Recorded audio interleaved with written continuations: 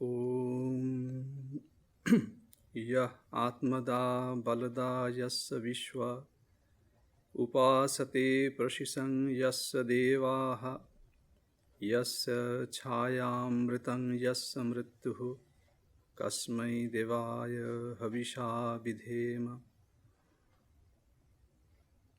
He who is the giver of spiritual knowledge and strength, whom the world worships, whose command all learned men obey, whose shelter is immortality, whose shadow is death, he it is to whom we offer our prayers.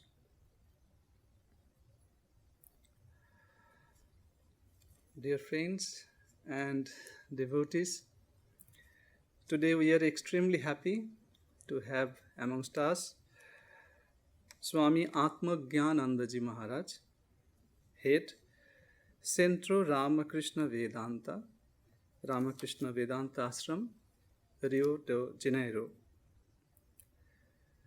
Before coming to the center, our Maharaj has served this holy Ramakrishna order in different capacities. He joined this order in 1988, the Ramakrishna Mission Saradapit, the center, I think the closest center of Belur Math. And then he was transferred to Bangalore. Maharaj got sannyasa in 1998 and he went to Mysore. He was the editor of our monthly journal Viveka Prabha for 3 years. Then in 2007, he was transferred to Advaita Ashram, Kolkata. There he was the manager for 2 years. And after that, from 2012 to 2016, he was the personal secretary of one of our Vice President Maharaj, Swami Gautamananda Ji Maharaj. And in 2016, he went to Mysore Center again as the head of the center. From 2016 to 2019, he was the head of Chandigarh Center. So now, presently, he has been the head of the Rio de Janeiro Center, Brazil, since November 2021. So today, in this evening, the topic on which Maharaj will speak is titled Understanding Sri Ramakrishna. There are two things to know about a subject. One is facts or the information regarding that subject, and the other is the reality of the thing or the essence of that subject. We called in Sanskrit or Hindi or Bengali, one is tathya, it means the information, and another is tattva, the essence, the reality behind that. So we can learn a lot of information just by reading holy books, holy scriptures. But if we want to know about the essence of the supreme knowledge or God, we have to go to a holy person.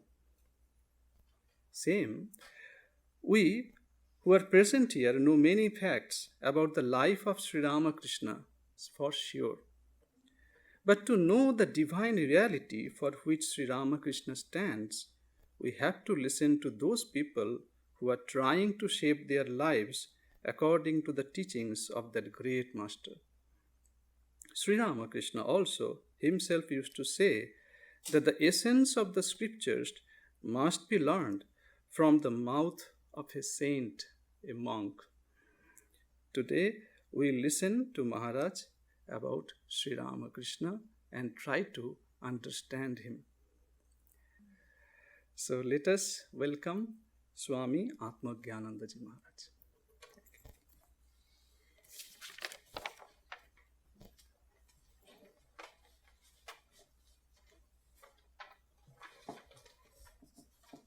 My dear Swami Shivarchananandji, Swami Nirakaranandaji, dear devotees,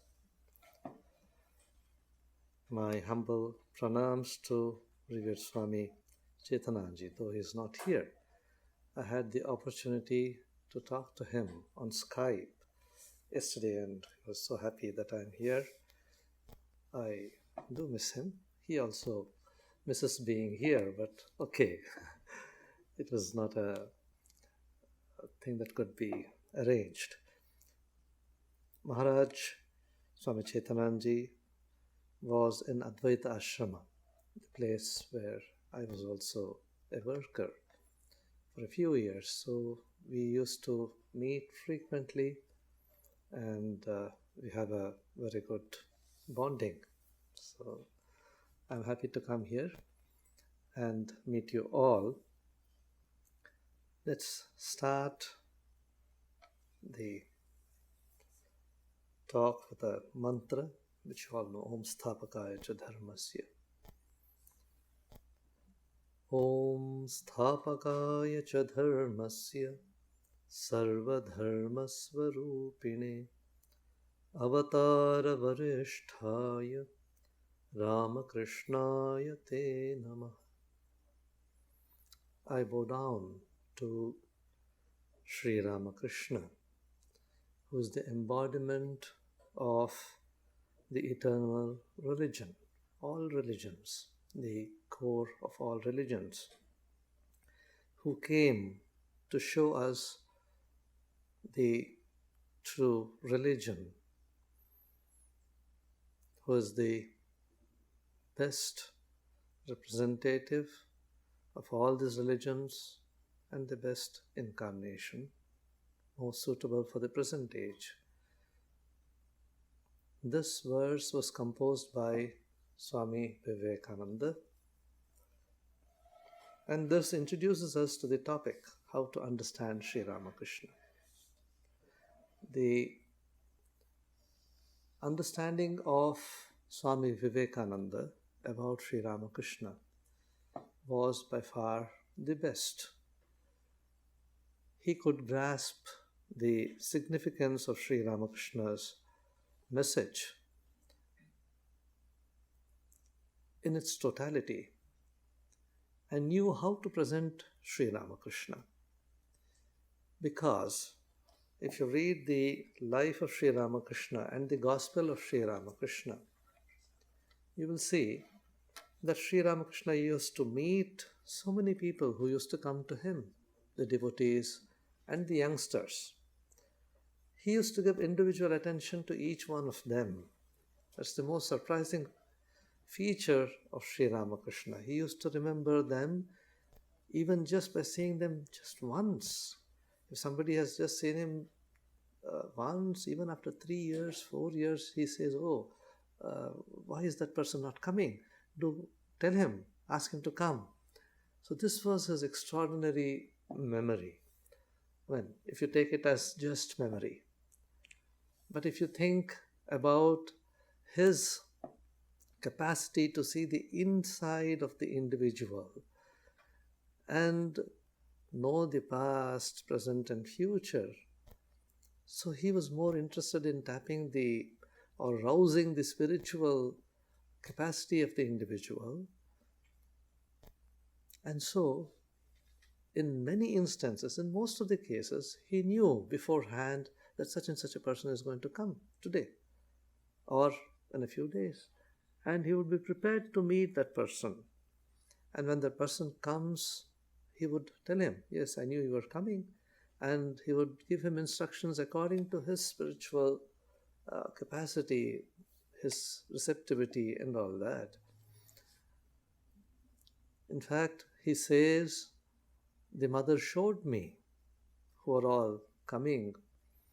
And he was prepared to meet them. He says, I used to plan in my mind what I'm going to tell to this person, what I'm going to tell that person. So he was ready to impart his rich knowledge, which he had gained from his spiritual experiences. to people as it suits them. The example that he used to give is a beautiful example. He says the mother knows how to feed her children. To the child, the first child who has grown up, she has some spicy thing, something rich which he can digest. And to the child which is young and cannot take hard stuff, she has some porridge or something which is soft, which is easily digestible, so that the child does not suffer. So he knew what to give to whom. He was a master teacher. So Sri Ramakrishna taught these people by his own life, by his pure character, by his spiritual genius that he was. And he could just impart spirituality by a single touch, or not even a touch, by just seeing them. Even just by looking at them, he could transfer spiritual power or rouse their spiritual, inherent spiritual capacity. This was something remarkable in the way Sri Ramakrishna taught them. If you read the lives of the direct disciples, how they got trained under Sri Ramakrishna. He used to take care of every small detail. He was a very keen observer. He could observe even the minutest details. And even if they would not tell him some things about their difficulties in spiritual life, he had the capacity to understand. He could know, isn't it? So we find all these beautiful instances. They're so inspiring. See, Rakhal, or Raja Maharaj, who became later on Swami Brahmananda, when he started coming to Sri Ramakrishna, he was a young lad, and he was trying to meditate according to the instructions of Sri Ramakrishna. He was staying with Sri Ramakrishna. He was a pure, wonderful boy, and Sri Ramakrishna had great love for him. He used to call him as his spiritual son. And one day, this Rakhal, Raja, was meditating in the temple, Kali temple, courtyard, and he tried to meditate, but somehow his mind was not concentrating on that day. His meditation was not happening. So after some time, he started feeling disappointed. Oh, I've been coming here to Sri Ramakrishna, such a great spiritual master, for so many days. I'm moving in his company, trying to learn from him, and he has given me so many instructions. I'm trying to meditate, but why is nothing happening? Must be I'm not fit for this life. Must be I'm not destined to be here under him and have God realization or such high spiritual experiences. So I think I should leave this place. Something like this. There were such thoughts in his mind, and he was having a lot of hesitation, a lot of doubts, and then he was afraid to tell this to Sri Ramakrishna. He did not want to hurt Sri Ramakrishna's feelings, and then he thought, I'll just go and then bow down to him, pay my respects to him for the last time, and then not come back. I'll not come back here. I'll leave. And as soon as he came to Sri Ramakrishna's room and bowed down to him, Sri Ramakrishna looked at him and said, Why is it that I see your face dark, and it appears that you're not in your normal state? What's happening in your mind? See, Sri Ramakrishna could see through, isn't it? He did not have to express. He could immediately see. And then Sri Ramakrishna, Rakhal told him, you see, this is the problem. I'm not able to meditate. I think I'm not fit to be here with you. And then Sri Ramakrishna, out of his infinite compassion, this is something which you will see again and again in Sri Ramakrishna's life. Immediately he would probably write a mantra on the tongue or touch and give that spiritual touch through which the genius could be awakened in him. And that is what he did. He said, he gave him something, and then he said, go and meditate now. And immediately Rakhal was lost in deep meditation. So this Sri Ramakrishna, whom we all adore, is an enigma. We don't know who he is, isn't it? If you read the life of Sri Ramakrishna, people understood him in different ways. Everybody was trying to understand him. He was looked upon by some people as a saint, by some people as an incarnation, by some people as a good, holy man, a priest, as a Brahmin belonging to the priest class, a pujari, a person who worships in the temple. Some people thought he was mad.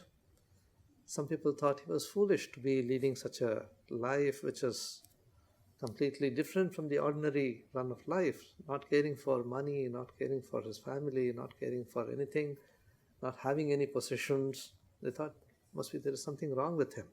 Why is he different? That is how we always see people who are different from our line of thinking, or the general way of thinking, think, oh, there must be something wrong with this person. So that is how Sri Ramakrishna was looked upon by most of the people. Most of the people thought he was just off his mind. Very few people could understand the spiritual genius of Sri Ramakrishna. Sri Ramakrishna himself would say that an incarnation is not understood. It's very difficult to understand an incarnation when he appears on this earth, when the divine comes down as an incarnation to help humanity to move towards divinity. Such an incarnation is looked upon usually as another human being. Sri Krishna also tells in the Bhagavad Gita, in the 9th chapter, he says, people who are foolish, who are given to worldly ways, they look upon me as an ordinary human being, given to all the usual human frailties, eating, sleeping, and going about the daily life. They don't understand my higher nature. Avajananti mam mudhaha manushim tanumashritam. Param bhavam ajananto. They don't know about, they don't think about my higher nature. So this is what Sri Krishna says. Sri Ramakrishna also used to say this. He would say, a party of singers, musicians, and those who do rural plays, jatra, it's called jatra in Bengali. They happen to come to a village to do some performances. They used to camp there for 2 or 3 days and do some dramas and musical plays and all that. People used to come in the evenings, watch them do these plays, enjoy. And then after 2 or 3 days of lot of enjoyment and merriment and all this plays and all that, the party would silently wrap up and then go to another village, an adjoining village, to have performances there. So nobody would bother to ask them who they are, where they are coming from, how long they are going to stay, and what is their ways of presenting, what are the other types of things that they know, where all they have been, all the other details, you see. People never bothered. They would just enjoy seeing the play and then clap and then wish them and finished and forget about it. So similarly, when an incarnation comes, people don't bother to understand him. People don't bother to get his all the details about his life, about his spiritual realization. They're just happy to be in his company and then forget also sometimes. So Nivedita also refers to this. It comes in one of our scriptures. Nivedita says, she gives this example regarding Swami Vivekananda. There was a beautiful small pond with water and beautiful colorful fishes in that pond. So in the night, these fishes would see the reflection of the moon in the waters and thought, oh, he's our friend, we'll play with him. And they used to jump around and then play with the reflection and enjoy the whole night. And as soon as the night would pass and the sun would come up, the reflection would no longer be there. And then the fish would realize, oh, this reflection was never ours. It is not our friend. He comes from a very higher region. He was just there to give us some company for the night during the dark times. So Nivedita refers to this, and that is how the incarnation comes to uplift humanity, comes to help humanity when there is doubt, when there is confusion, when religion is misunderstood, or spiritual life is not so easy. Okay, when spiritual life gets clouded or spiritual life is misunderstood through doubts, through confusions, or by the various accretions that happen over a period of time. Religion is pristine, spiritual life is beautiful, but over a period of time, because of our desires, our worldly ambitions, our wrong attitude, we misunderstand spirituality. We misunderstand religion, interpret it wrongly, try to make it a worldly enterprise rather than holding on to the true core of spirituality. We try to make things out of it, get things out of spiritual life, out of religion. We use religion for worldly benefits. That is, that is when the problem starts. Religion becomes commercialized, isn't it? So now, Sri Ramakrishna was, as you see in the life of Jesus also, was so careful about mixing religion or spiritual life with worldly desires, isn't it? You have the beautiful instance in the life of Christ when he came to the temple. I think if it's right, it was a Jewish synagogue. He came and then he found people selling things there in the synagogue, in the temple. And he simply went about and then just threw all the things, put them all down and said, this is not a place where you can have a market. This is a place of God, where you give your mind to God, not to business. Okay, so Sri Ramakrishna also was very careful in having the true spiritual focus in life. If you read his life, if you read the incidents that are connected to his life, he was a person given to complete renunciation of any worldly desire or worldly outlook. There are so many instances depicting this. You know that famous instance when there was a person who came and then found that the bed cover on his bed, he had very few things in his room. Just one cot on which he used to sleep and one small couch on which he used to sit and talk to people, and just 2 sets of clothes and maybe 2 slippers, nothing much. You see, his room was not furnished, carpeted, like you see in many of our places today. So he was so simple, so straightforward. Many times he would just have a small cloth on him. And this man, a very rich man who came to see the saint, saw that the bed sheet which was covering his bed was torn in a small place. And he felt very sad. Oh, why is a saint like this? Why should he suffer like this with a torn bed sheet? He does not have any means. He does not take any salary or anything. He does not keep any money for himself. So there must be some provision to provide for this saint. So he approached him with great reverence, with sincere reverence, and then said, "Sir, I would like to provide something for your needs. Maybe I could give you some money and then it can be kept in a bank or something, and from that money you could provide for your necessities. Maybe a new bed sheet, some clothes. You will need something after all." And she was, "What? What did you say?" He said, I want to give you, it was a huge sum. What he was saying was a huge sum in those days. I want to give you some money so that it can be kept in your name. He said, "What? You want to make me worldly? Get out of here." And he pushed him out of his room. He just pushed him, necked him out of his room. And then Sri Ramakrishna had a nice thought. He thought, "Oh, okay, let me just test Sharda Devi, his wife." He said, "You see, I don't touch money. I can't use money. And I don't need money. But if my wife wants, you can ask her. You can go and talk to her." So this man came to the Nahabat where Sharda Devi used to stay, just across his room. and then came and said, "You see, I went to your husband, Sri Ramakrishna, and he would not touch money. I wanted to offer something so that his daily needs can be taken care of. Can I leave it with you? Can you use it for him?" She said, "Oh, if he does not want, then I have no need for it." She was also of the same caliber. She said, "No, if he does not want, I have no need for it."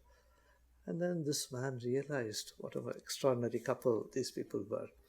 So Sri Sharada Devi also says that Sri Ramakrishna was perfect in renunciation. I have never seen, or the world has never seen such renunciation, she says. The world has never seen such supreme renunciation in anybody till now. So this was the main thing in Sri Ramakrishna. No worldly or selfish motive behind any of his dealings with people or the devotees, disciples who came to him. So Sri Ramakrishna would himself say that I know that these devotees who come to me, the young disciples who come to me, they can't even give me a small sugar candy or a small piece of sweet. They can't bring, they are just students. But I see God in them. And I relate to them, I love them because I see God in them, not because I see a human being there. This is the highest instruction that we get from the Upanishads. Seeing God in everyone is the highest spiritual realization that is possible for a human being. Having a personal relationship with God, having a vision of God is okay. That is also a spiritual realization. But there are stages in spiritual realization. Seeing myself as the self, as the consciousness, that is a spiritual realization. Identifying this or realizing the identity of the self with the Supreme, that is another spiritual realization. Yes, these are all levels of spiritual realization. But the Upanishads say that not seeing any difference anywhere between the humans or animals, or having the same vision of seeing the same consciousness everywhere, the same consciousness as manifest in myriad forms, that is the highest realization according to the Upanishads. Sri Ramakrishna had this realization when he had the experience in the temple, you see, after doing his intense sadhana, when he wanted to realize God, when he was trying to realize the Supreme, and he had that experience which he himself describes about his experience in the temple of Mother Kali. When he had the experience of Mother Kali, he says everything merged into one ocean of consciousness. The temple, the walls, the utensils which he was using for worship, the image of Kali, everything was merged in one ocean of consciousness. There was no difference anywhere. So this is the highest realization according to the Upanishads.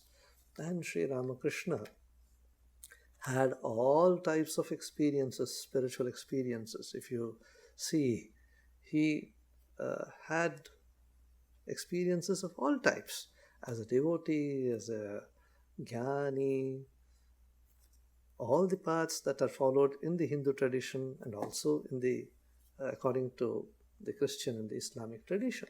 So Sri Ramakrishna tasted the divine in various ways, and he was never satisfied. He used to always experiment. And he was so humble, he was so sincere that he would always want to know how others experience truth or God. Because yes, truth is infinite. The Supreme is infinite. There are infinite ways of knowing the truth. So he never had any biased opinion. Oh, what I have realized is the Supreme. This is the only way in which one can approach God. No, never did Sri Ramakrishna say like this. He never liked this. He would say, I like to play different tunes in my flute, not stick to only one note. I will play different tunes, different ragas, different melodies in my tune, in my flute, in my instrument. So this was Sri Ramakrishna's approach. Never bigoted. He was never fanatical, never said that this is the only way. Oh, you all have to accept me, you all have to follow me, and just go by my instructions. Never. Sri Ramakrishna was so liberal, so free. He would, in fact, ask anybody whom he met, you see, I have experienced like this. What is your experience? How do you look upon God? How do you approach God? Do you like God with form? Do you like God without form? All these ways, he used to ask people, and when they said something, he would say, yes, that's true, but I have experienced it in this way. He would add to their experience, or he would add to their knowledge. He would say, oh, I have experienced it in this way. So don't hold on to your view and say that only this is true. Accept that all these things are true. God can be with form, without form, much more. We cannot say, we cannot limit the infinite through our conception. So this was something remarkable, because it is beyond even imagination how a person could be so liberal in his attitude, coming from a rural background, coming from an uneducated background. Sri Ramakrishna never went to the school. He refused to go to the school and get bound by the usual educational pattern to thinking. But his ideas, he was so liberal in his attitude, accepting everything, so receptive to ideas. He would say, as long as I live, so long do I learn. There's no end to learning, there's no end to knowing, there's no end to understanding God. This was his way of looking at the Supreme. So now, Sri Ramakrishna, the question comes, why should we try to understand Sri Ramakrishna? Or why should we try to understand anything for that matter? How does it help us? When we adore, when we admire, when we love someone, we always try to understand the person, isn't it? Even in our personal relationships. You want to love your son better, you want to love your daughter better, you want to love your husband better or your wife better. You need to understand the person. You try to give time, you have patience, sit and talk, or try to observe, and then forgive and forget some things which are not pleasant, and try to love the person and understand the person, isn't it? So without understanding the person, you can never truly love or have a relationship with the person. So the understanding leads to better love, better relationship. Sri Ramakrishna would say, one must have a relationship with the divine, he would say. He would say, have a relationship with God as a father, as a mother, as a child, as a friend, as a lover, whichever appeals to you, any of the ways.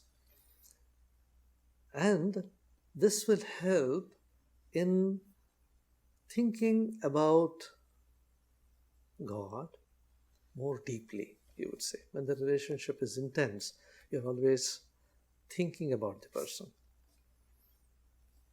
So much so that sometimes it becomes an obsession, isn't it? Somebody you love, the mother or the child or the lover, they're always thinking about them, always trying to do things for them, buying some gifts for them, doing something which will please them, or tell something that will please them, isn't it? So, Sri Ramakrishna used to say, this relationship intensifies the attachment. It brings in constant remembrance. So he would say, if we have a link to God in this way, we can direct our usual worldly emotions, worldly passions to a higher direction. So redirect our base emotions, base thoughts, base passions to the divine, to the higher source. This is what Sri Ramakrishna used to advocate to the devotees. There's a beautiful instance. One lady who was quite aged, who was a widow, came to Sri Ramakrishna one day, and in the course of her conversation with Sri Ramakrishna told him See, I'm trying to meditate. I try to meditate and I want to meditate. I love to meditate, but I'm not able to. Sri Ramakrishna said, why? What's the problem? What's the problem that you're facing in meditating on God? She said, whenever I try to meditate, when I close my eyes and try to meditate on Gopala, the child, Krishna, the image of my nephew, a small child who I love very much, comes to me. So his image comes rather than the image of the divine. And I end up not meditating. Sri Ram says, oh, that's good. That's not a problem at all. Just look upon your nephew as Gopala. Why do you worry? He never told her, oh, you are a lady who is so old and a widow and not able to meditate. This is very bad for you. You are doing a sin. No, he never said that. He said, wonderful. You love your nephew. That's good. So think of him as God. Think of him as the divine child, Krishna. When you feed him, think you're feeding Krishna. When you bathe him, think you're bathing Krishna. When you dress him, think you're dressing Krishna. Do everything that you're doing, but only change the attitude. Think that he is no longer your nephew, but this divine child, Krishna. And she started doing that, and very soon advanced so much spiritually that she started seeing the divine child Krishna in her nephew. She could raise her mind beyond that attachment to that boy, to that child, and take it to the divine level. There is another beautiful instance where Sri Ramakrishna tells us how to redirect our thoughts and affection to the divine. Sri Sharada Devi, his wife, you all know that he worshipped her, isn't it? As Shodashi, when she came to Dakshineshwar after some time, he worshipped her, and in the course of worship, he offered to her some things, a sari and things which are offered to the mother during the puja. So after a few days, maybe just 1 or 2 days, Holy Mother had a doubt in her mind. What do I do with all these things that he has offered to me? This new sari, they're all costly things. Bangles, sari, this and that. So many things he had offered to her. She had a doubt. What do I do with all this? Do I use them or can I give it to somebody else? This was the doubt in her mind.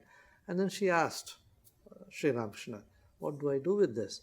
Sri Ramakrishna said, you can give it to your mother Shama Sundari Devi, who is in Jairambati. And then immediately he added a rejoinder. He said, give it to your mother, but don't look upon her as only your mother.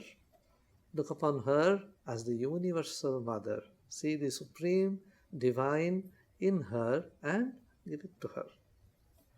See, he was directing the love and affection that Sharda Devi had for her mother to the divine. Of course, Sharda Devi was an extraordinary spiritual person, but this is to demonstrate to us that Sri Ramakrishna is telling her to do this. So we find so many instances, if you read the life of Sri Ramakrishna, if you try to understand the life of Sri Ramakrishna. As he was saying, whenever you read something, there are two aspects. One is the information part. The dates, the instances, the people who were there in the company of Sri. If you read the Gospel, Master Mahashaya gives all those details. Oh, the river was flowing calmly, there was a beautiful atmosphere, the moon was there, and this and that. He gives all the information. Who was there, what Sri Ramakrishna was telling. The intention is not the information. Intention is the idea that is there behind the information. How we can connect to Sri Ramakrishna, how we can feel the presence of Sri Ramakrishna, how we can be in the presence of Sri Ramakrishna, be in the company of Sri Ramakrishna, isn't it? So, Sri Ramakrishna wants to be in his company. He used to call the devotees, you see. He used to go to the top of the building and then say, "Oh, where are you? Please come." The mother had revealed to him, the Divine Mother had revealed to him that devotees will come. He was eager to share his knowledge with the devotees. He had done intense spiritual practices and unearthed some of the rarest gems of spirituality which he wanted to share to others. So this is one interesting idea that we find in Indian religions or Hindu scriptures. All other things diminish when you share it with others. If you have some food, you give it to somebody and then it reduces in quantity. If you have some wealth, you give it to somebody and it reduces. You are poorer by that amount, isn't it? There's only one thing which increases when you share it to others, and that's knowledge. Your knowledge improves when you share it to others. It never diminishes because that's very logical. So when you try to explain things to others, when you try to express things to others, you organize your thoughts better. You start thinking, how do I present this? How do I tell this? How do I make the other person convinced about this? How do I increase his knowledge or her knowledge, isn't it? So in this process, you learn more, you organize your thoughts more, and the knowledge gets converted into wisdom. The knowledge that is there within you, you churn that knowledge and make butter out of it. As Sri Ramakrishna used to say, if you want butter out of milk, you will have to set it with some yogurt or curds, as we call it there, put the bacteria in it, keep it in a place, allow it to settle, allow it to form for some time, maybe one day. You'll have to keep it in the right place. You cannot disturb it by opening it up and seeing again and again what's happening. You'll have to leave it aside, leave it undisturbed. And the next day, if you see, it would have set as beautiful yogurt. You can churn it, make butter out of it, and use it. Sri Ramakrishna gives a beautiful, puts it in a beautiful way. If you mix water, if you dilute milk with water, you cannot separate the water from the milk unless you have a modern gadget through which you can separate the milk, isn't it? So it gets mixed. Similarly, if your spiritual life or your devotion to God is not well cultivated, it gets mixed with worldly ambitions and desires. It becomes worldly sooner or later. Sri Ramakrishna says, but if you want to remove the milk, separate the milk, the essence of the milk from the water, then you have to set curds. And once it becomes curds, you churn it and get the butter out of it. Get the essence of milk is the butter. So then you can keep the butter in water and it does not mix with the water. It remains separate from the water.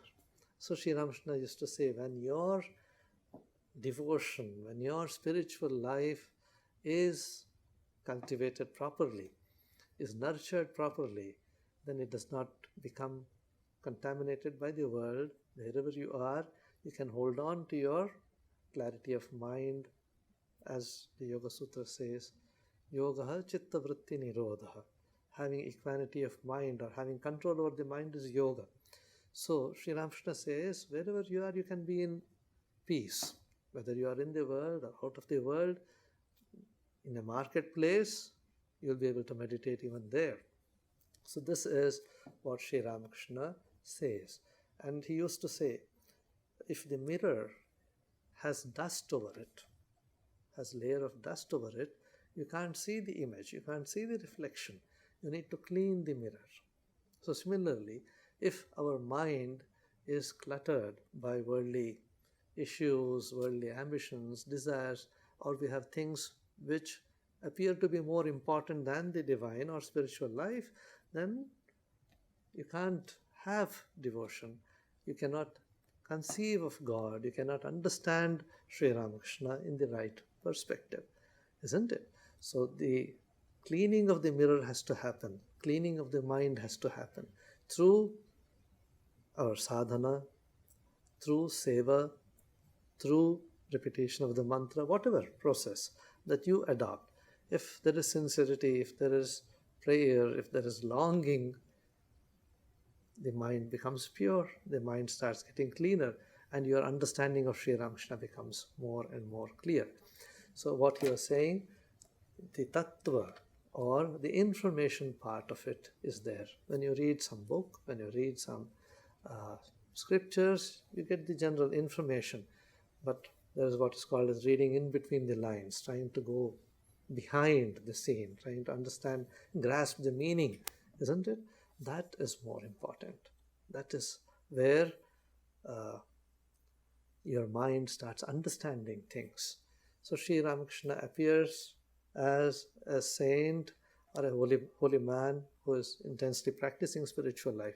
But as your understanding of Sri Ramakrishna improves, as you start understanding him more and more, as you read more and more, listen to him more and more, then your conception of Sri Ramakrishna becomes clearer and clearer. You start realizing he is much more than what you thought. So many devotees have experienced this. They start reading the Gospel of Sri Ramakrishna, and in the initial days they feel, oh, Sri Ramakrishna is repeating many things again and again. So he is practically repeating the instructions to different devotees on different occasions, but it's the same thing. And then they come and say, oh, it's not so interesting. But after a few days, as they go on reading, they start seeing different things. They understand the same instructions in a different way. They start seeing light in his instructions, and then they get more and more interested. So that is how it is. Our understanding improves as our mind becomes clearer, more receptive. So Sri Ramakrishna is a wonderful life which you need to explore and understand. There is so much information available about Sri Ramakrishna, especially you are in a center where Swami Chaitananji has done so much research. I mean, the amount of information that you can get from his books is marvelous. So it's a meditative process. Read them and enjoy. Make your life beautiful, enjoyable by reading this books about Sri Ramakrishna. What's the time now? Am I?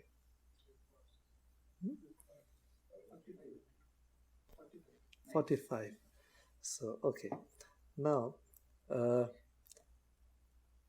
if you see the lives of the direct disciples of Sri Ramakrishna or the devotees who came to Sri Ramakrishna, each one of them understood Sri Ramakrishna in their own way. It was not the same approach that they had to Sri Ramakrishna. Naren understood Sri Ramakrishna in one way. Rakhal or Swami Brahmananda approached Sri Ramakrishna in another way. Swami Premananda, yes, in a different way. All of them had different approaches to Sri Ramakrishna. Latu, who became Swami Adbhutananda, who was that innocent shepherd, village boy, he had a different approach to Sri Ramakrishna. Shashi, who later on became Ramakrishnananda, his approach to Sri Ramakrishna was different. Sri Ramakrishna could relate to each one of them in their own way, and they related to Sri Ramakrishna in their own way. He did not have any strict rules. Oh, no, you must approach me only in this way. Isn't it? So the devotees also, you find the lady devotees, you find the other men devotees who came to Sri Ramakrishna, approached Sri Ramakrishna in different ways. And all of them found fulfillment in Sri Ramakrishna. All of them found some spiritual succor from Sri Ramakrishna. They were satisfied by coming to Sri Ramakrishna. Sri Ramakrishna could appease all these peoples who approached him in different ways. This is something remarkable, you see. In our life, when we try to understand, when we look back upon our relationships with our father, mother, sister, brother, and our friends and all that, We always try to put ourselves in one framework. We don't want to relax or let go of things which we hold dear to ourselves, isn't it? We want others to compromise, others to understand us, others to adjust to us, rather than we trying to get along with people, isn't it? We'll say, oh, I love you if you love me, or I love you if you do this for me.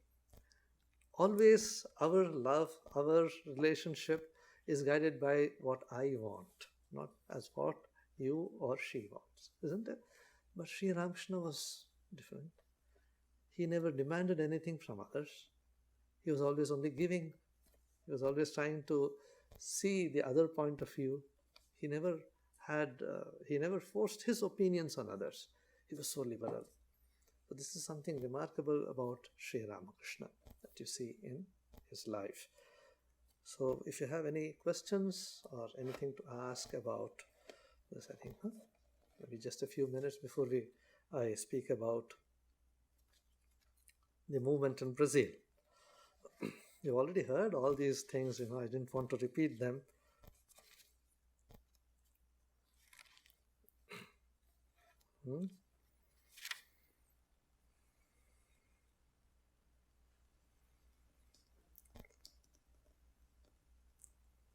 No questions? Then I continue.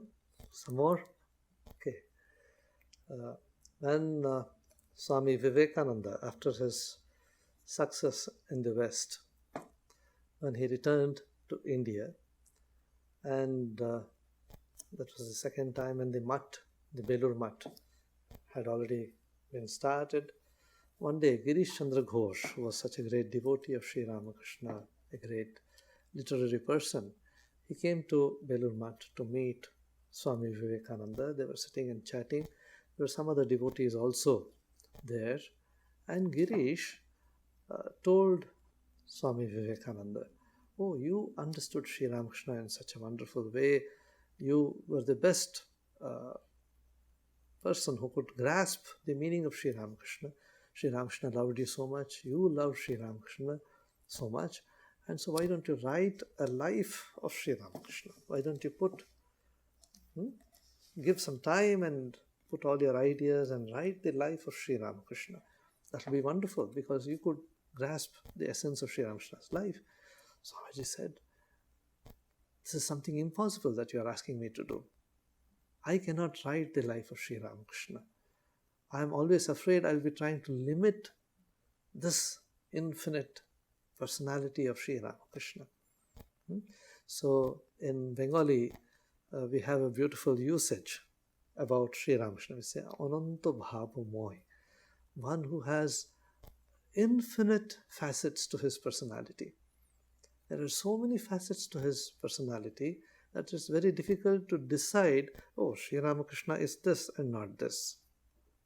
You cannot define Sri Ramakrishna. You cannot limit Sri Ramakrishna, because he is so encompassing, so wonderful in his attitude.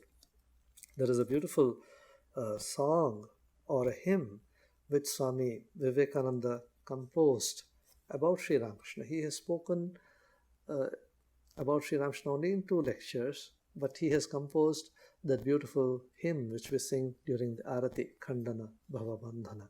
It is about Sri Ramakrishna, though he does not mention the name Sri Ramakrishna there.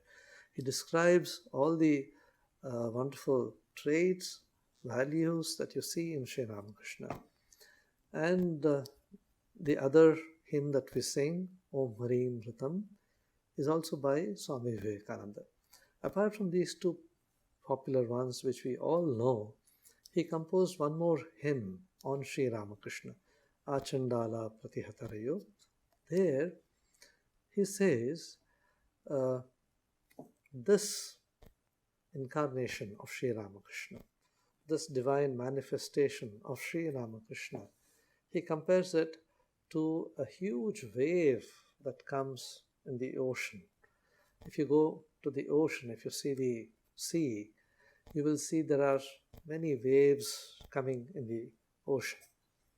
But sometimes there is a big, huge wave which comes and then subsumes all the other smaller waves. It just pulls everything towards itself.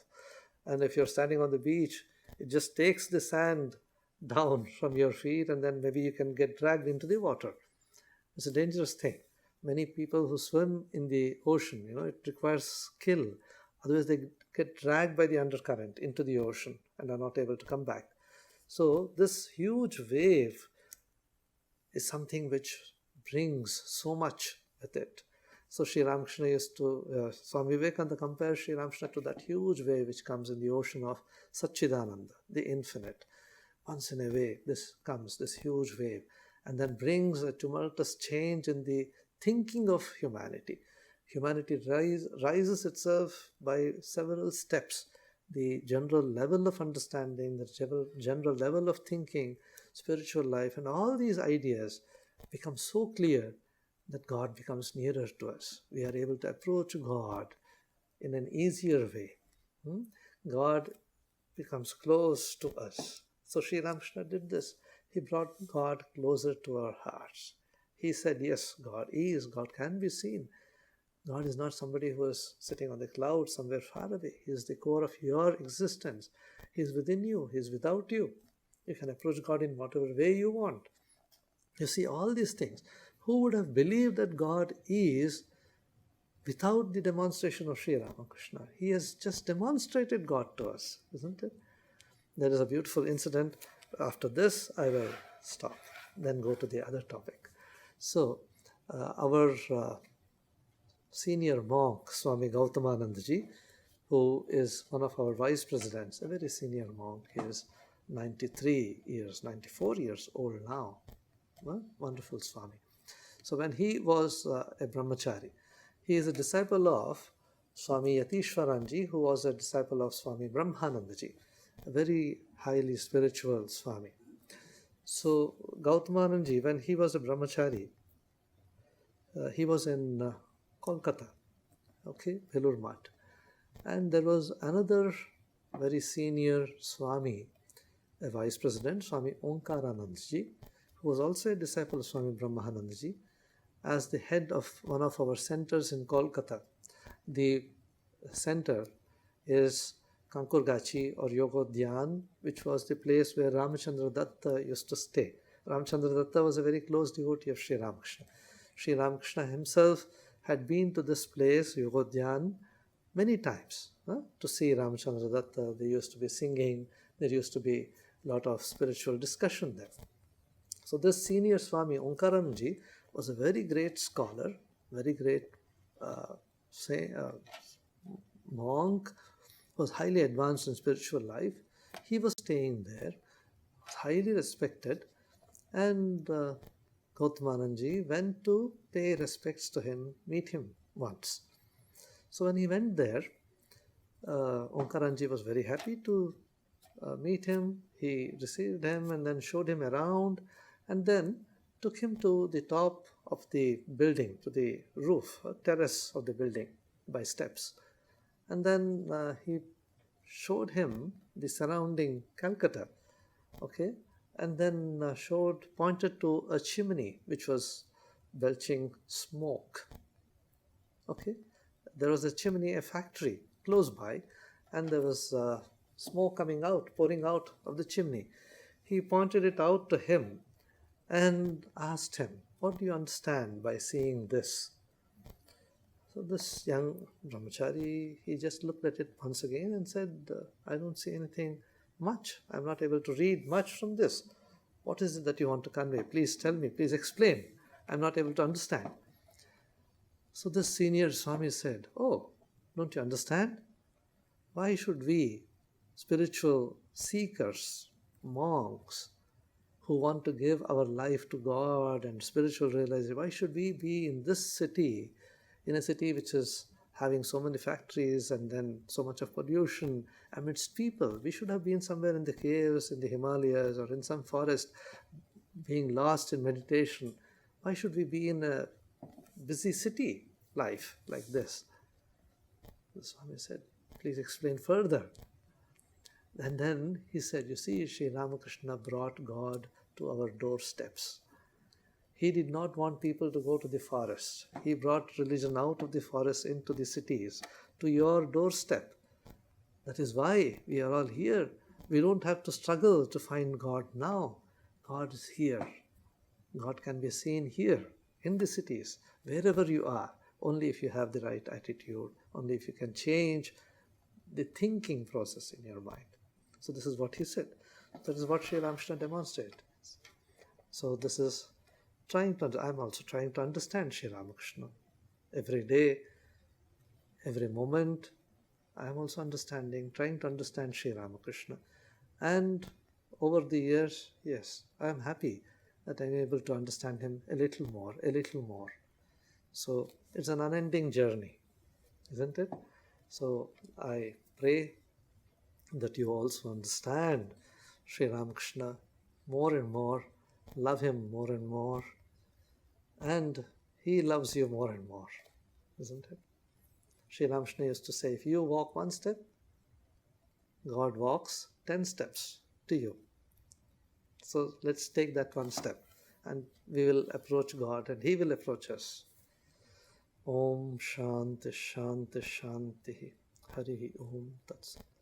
I thank revered Swami Chetananji, my dear brother Shivarchanananda and Nirakanandaji for giving me this opportunity to be here with you and to share a few thoughts about Sri Ramakrishna, whom we all adore. Thank you.